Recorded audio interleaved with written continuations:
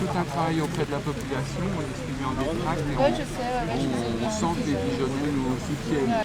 J'attends beaucoup d'aujourd'hui parce qu'ils vont commencer à le faire quand même. S'il y a du monde aujourd'hui, ça.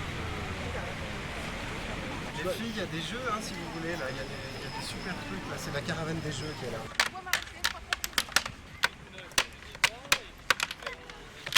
C'est de Miyazaki, avec le gros Totoro. Vous parlez de laquelle?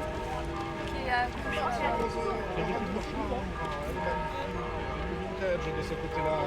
C'est petit ou pas? Ça, c'est petit. Est-ce que vous avez les guerres des étoiles? Guerre des étoiles, il y a peu de chance.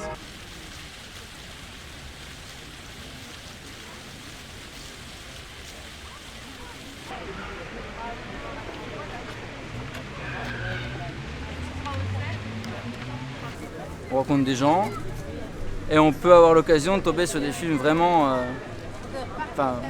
perturbants, par exemple Taxi Téhéran, où à la fin on s'aperçoit qu'il n'y a pas de générique.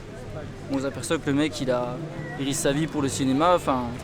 Nous on voit ça comme un loisir et c'est plus une vocation je pense pour les gens qui bossent là-bas quoi.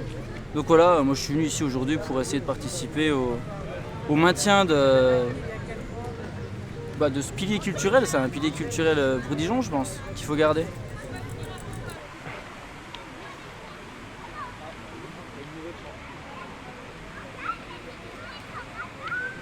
Déjà, ce que je trouve bien, c'est le petit côté terrasse, pas spécialement un souvenir, je suis rarement posé, mais je trouve ça quand même très sympa pour discuter après être allé voir un film.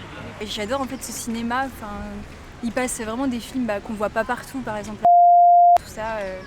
Moi en tout cas je suis pour qu'ils continuent à passer des films indépendants.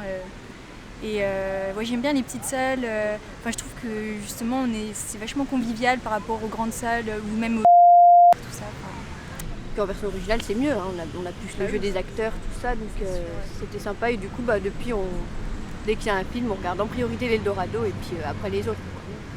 On peut discuter avec l'un, avec l'autre. Je trouve qu'il y a une ambiance aussi qu'on ne trouve pas dans les autres cinémas, sans parler du film, quoi.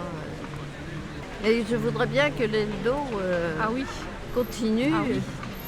Non, c'est une programmation qui ouvre les consciences. Ah oui, il faudrait qu'il y ait beaucoup. Qui nous rend citoyens pleinement. Voilà.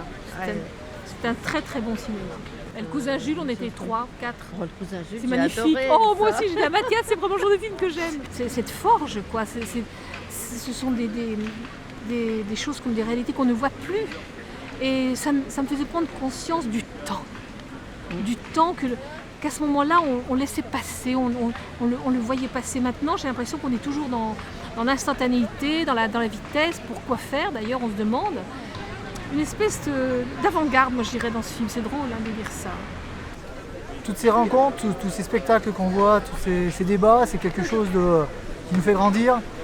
Et j'ai le souvenir d'un film qui m'a énormément marqué et qui est passé qu'à l'Eldorado à Dijon. C'était Une île de Pavel Longuine.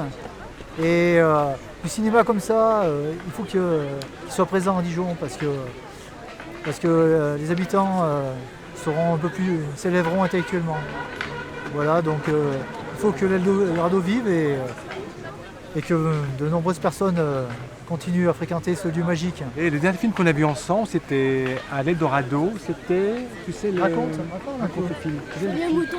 Non, pas Chenille au mouton, un film des années 30, un film allemand. Émile et le détective. Émile et le détective, qui est un grand classique de la littérature allemande, qui a été adapté au cinéma en 1930. Et voilà, c'est un film très intéressant, suivi d'un débat, comme sait le faire, sait les organiser l'Eldorado. Voilà, et suivi également d'un goûter. Donc Antoine a beaucoup aimé. C'est un film sous-titré, en VO. Antoine, tu as aimé? Oui. Oui, pour nous, le cinéma, c'est avant tout ce grand écran. On achète rarement de DVD. Dans les rencontres récentes marquantes, il y a celle de Jean-Stéphane Bron, dont je pense que c'est un auteur remarquable, qui a pris des risques. Autour de la projection qui a eu lieu à l'Eldorado, de l'expérience Blocher et de la discussion qui en a suivi, mais aussi parce que dans son analyse fine, dans son procédé cinématographique, dans les instruments qu'il a utilisés et à mon avis tout à fait novateur et tout à fait intéressant dans ce qu'il est pointu et va au bout des choses. Je pense que l'Eldo, c'est absolument indispensable de le défendre parce que c'est le seul lieu où ces croisements de techniques, de culture, de liens pluriculturels, de liens politiques, de discussions humaines peuvent se faire jour et caresser des générations multiples. Merci.